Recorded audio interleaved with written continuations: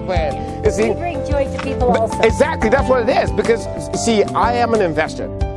Okay, so what is that? You have a bad rapper. Okay, I mean, you talk about Oakland and stuff like that. Negative things about Oakland. This is not negative. No. So what we're doing, we're filming the best parts of Oakland. Okay, and so from here we're gonna go to Montclair and Lake Mary there. Okay, then eat at Lake Chalet. Okay, then we'll go at Montclair, and then tonight I'm gonna be at this place, the Sequoia Country Club. There's a wedding there I'm attending, right, and stuff like that. So this is just celebrate Oakland. Okay, I'm from Newark. He's from Sunnyvale, right? But we invest. No, Newark, the one in Fremont. Yeah, down the road. I live by the water. It's good, right? I live by the water. But guess what? I don't have the same opportunities of investing in Newark as I do here in Oakland, in the ghettos. It doesn't matter. So what's California's biggest problem? What? It's housing, right? But you see all these empty, vacant homes that derelict. So for us, it's an opportunity. So we'll go in there and fix them up, acquire them, and stuff like that. So anyways, that's it. If you go to Fat.homes, I'll give you my card. That is what we do, And so I thought, why don't I start a channel, TV channel? Because my training is radio, film, and television production. So I'm an investor right now, but why don't I start a channel? Okay, so the first filming is here. So we're gonna talk to you about this thing. Okay, this would be great to treat your clients. Oh yes, it's beautiful. That one? Yeah. We have the GT. Okay, you got 3? You got 4? About 7 or 8 boats here. Oh wow, okay, is this a family-run business? It's a woman. Oh, a woman, I'm talking to the boss.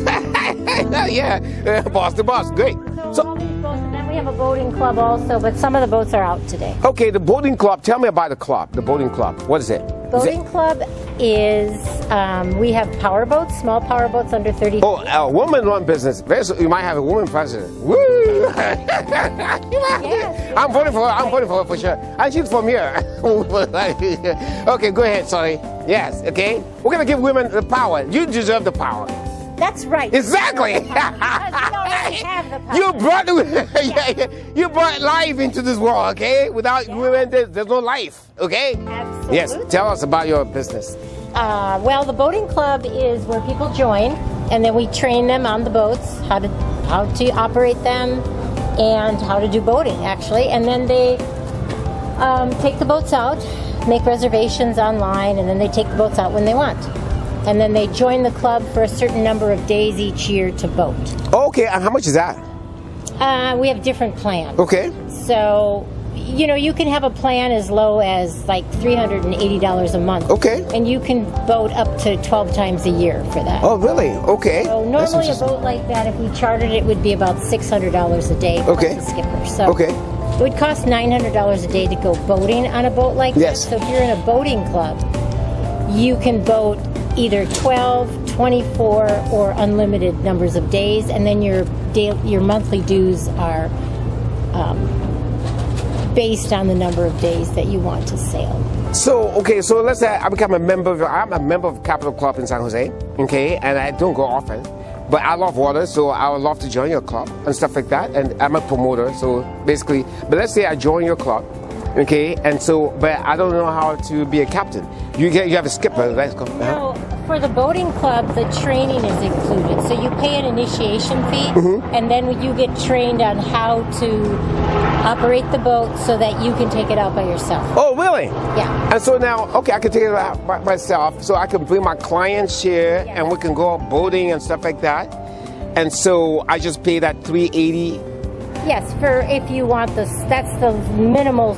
Okay, so let's see, what's the next one, the next round? The next one up would be about $430. I don't have my rates. Okay, cool. Yeah, that's cool. Around there. Yeah, $400. So okay, so now every time that I want to take a boat out, I just come here and so me, okay. You just reserve online, and right. Now this is the charter fleet's different than the boating club. Right. And then we have a sailing boating club and a power boat boating. So isn't it better for me to just join the club then? Because with a club, I can bring my clients here every time I go out. So if you wanted to take clients out and have more of a luxurious experience yes. for them, and wanted like the catamaran or the sailing yacht here or our power yacht, those would be more for larger groups and having a lot more luxury because you'll have a crew member that serves you, and you can get catering and things like that. So it really depends on the Yeah, well, like you have a brochure, right? You have a brochure, so I can get your brochure. You have a website as well. Oh my gosh, yes. Okay, cool. How long? Okay, Debbie, how long have you been doing this business? 40 years. 40 years. Wow. Here in Oakland. Is that your? Who's that? That's Dina. That's my marketing department, my organizational department, Okay. and whatever has to get done department. Okay.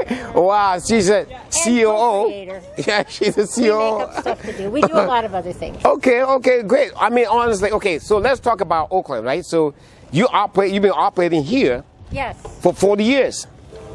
Well, not in Oakland for 40 years. In Point Richmond, and Oakland's been about 15 or 20. I don't even know. I don't count time. Right, right. I'm So, ageless and timeless. okay, I mean, that's a great thing, right? So that's a great thing. Ageless and timeless, I like that. Okay, so basically, so you have this and you also have Point Richmond? Point Richmond, right. Wow, so you're a big time businesswoman. Yeah, and then we do other things like we do meditation and sailing retreats, Okay. and we do Wow. painting workshops. Right, on the boat. On the water. Yes. Everything is, and then we do writing and sailing retreats. So we do a lot of things around the water because it has a lot of healing properties. Yes, right. And you relax naturally on a boat, Yes.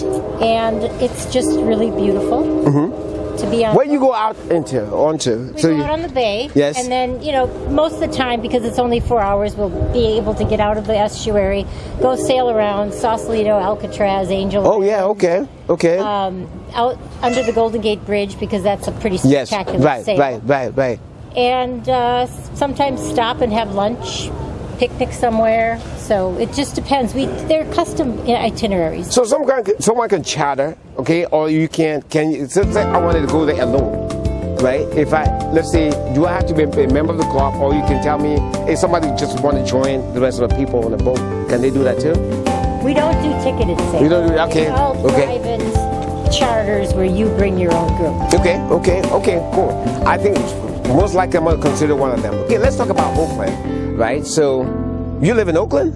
No, I used to though. Oh. I lived in Oakland for many years, but I've always been an East Bay resident. Okay, where you live now? Point Richmond. Oh, Point Richmond. You move out there. Is that because of the crime rate in Oakland or not? No. Yeah. I lived in Oakland during some really bad years. Right. Lived in Oakland for many times. I love Oakland. I love Yeah. East Bay. It was just for convenience because most of my operations were there. Office space was really limited here. And so I just needed a place where I could have more storage Right. and just more everything. You say you love Oakland. Tell us what you love about Oakland, because Oakland, it's bad rap and all that stuff. But no, it's not, man. This is like paradise. This is heaven. It's lively. Yes. It's interesting. There's, just the diversity of experiences you can have here. People. It's just, I think it's kind of a microcosm of the macrocosm. It's how the world should be. Yeah. Okay. This is where you have every kind of experience that you want, every kind Wow. of person that you want, and it's, and it has all the problems that every place else in the world has. Yes. And what you always need is good leadership, and that's a problem everywhere in the world too. Right. Okay. So it has problems. What are the solutions? If you had to run as a mayor of the city, what would you do? Well, that is a big question. Yes. So let's say you didn't have to worry about money. Yes. Okay. Yeah. Let's say you didn't have First of to. all, I would take care of education. Right. Okay. Education is the foundation of everything. Yes. And so I think that the pillaging of the public education system is horrible. So it would have to definitely take care of education. Right. Do some things that would, like, reduce taxes so that businesses would move in.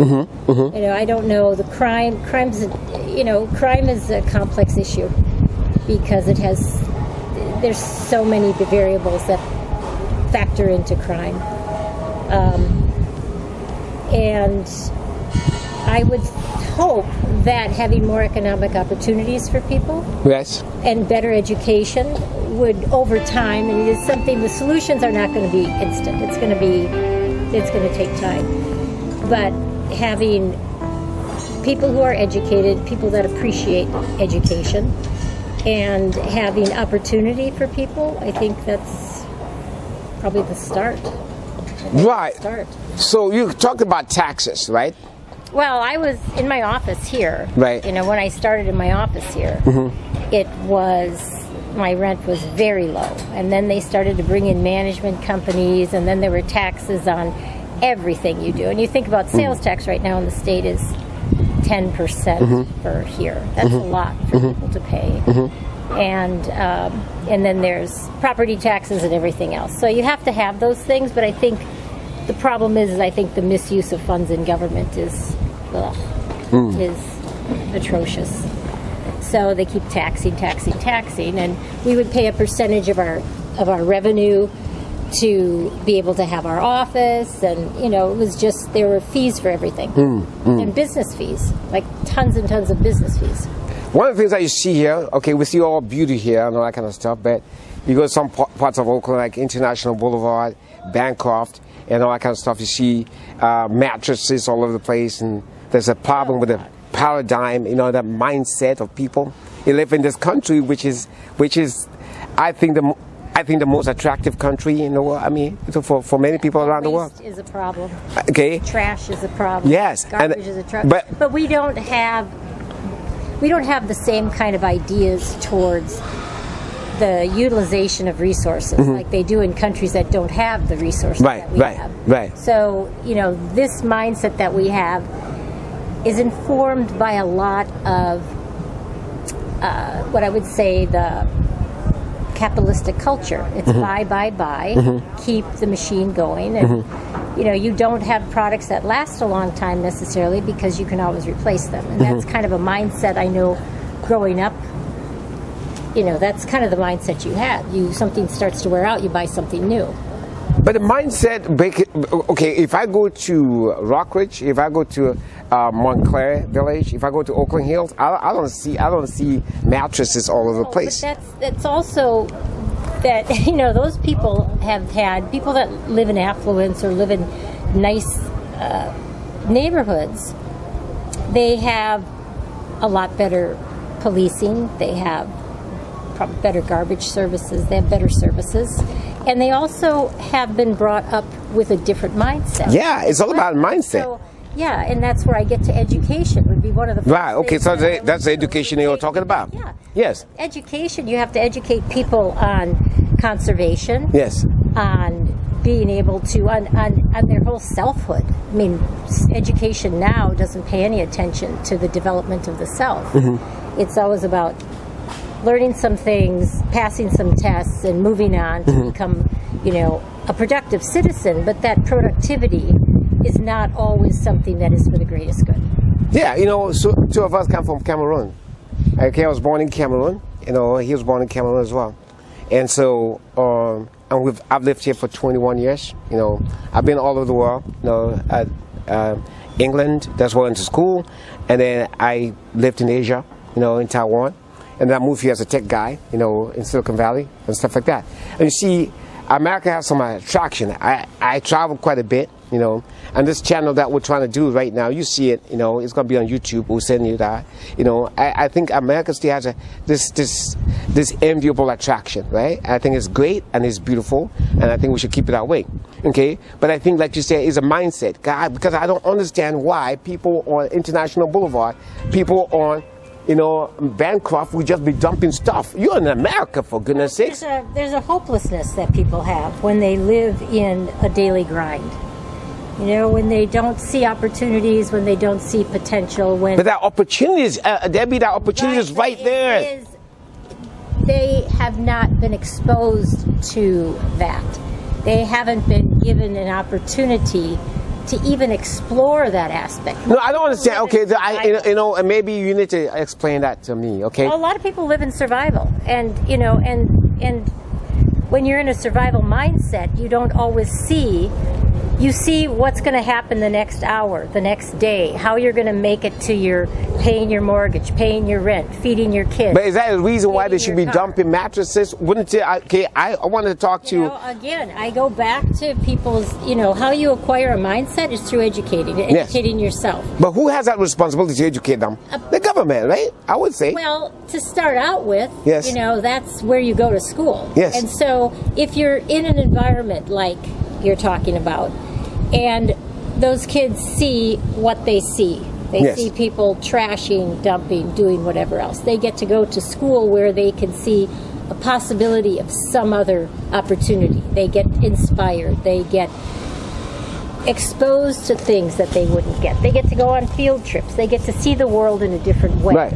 It's going to expand their mindset. They're going to be given opportunities to maybe look at ways that they can change their mindset, that they can actually understand that there is a capacity to improve your outlook on life and your mindset. So, yes. This is amazing. Okay, so, and the same thing applies for homelessness. I see a lot of that all over the place. You know what I mean? That's a whole other issue that, yes. we don't have health care. We don't have mental health care. Right. In this country, mental health care has a horrible stigma. If you have mental health issues, what do you do? Unless you have a lot of money, you don't get taken care of. Mm-hmm. Mm-hmm. Insurance doesn't cover therapy. But I understand. There's no places, there's no institutions for people to go to who have chronic issues. I understand it's a very complex issue, right? And we cannot solve it in one day, instantly and stuff like that. No, but it comes down to taking care of people. We don't take care of our people. Mm-hmm. They talk about European countries and socialism and, the way that they get free health care and those kinds of things. We don't do anything. Do our government officials have good health care? Hell yes, they do. They have better health care than most Americans. Do Americans who support the government have any opportunity to health care? No. How fair is that? What does that say about a democracy? How does it take care of its people? One last question, see? Good, because I got to get to Yeah, I know. yeah, but this is good. This is good. Okay. One last question. This is it. Okay, the thing is that America's... I'm not going to sing either. You can dance with me, okay? America is sending a lot of money to Israel and to Ukraine and all those places when the war is really right here. Yeah. I think. While we send billions of dollars, you talk about education. That's what you talked about. You talk about giving opportunities for people, right? And I think if I were to take care of your people first. Exactly. So that's what I wanted to hear from you. Take care of your people first. Yeah, I mean, there's and that whole political arena is so.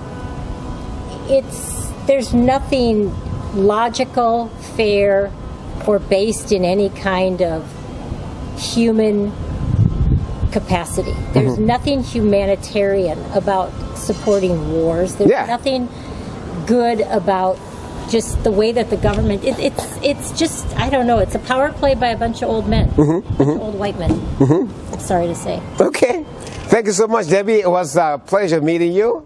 And so I think we got your information. Fat homes, yeah. And if the deal is fat, we want it. The fat homes. You're going to see that all over the place very soon.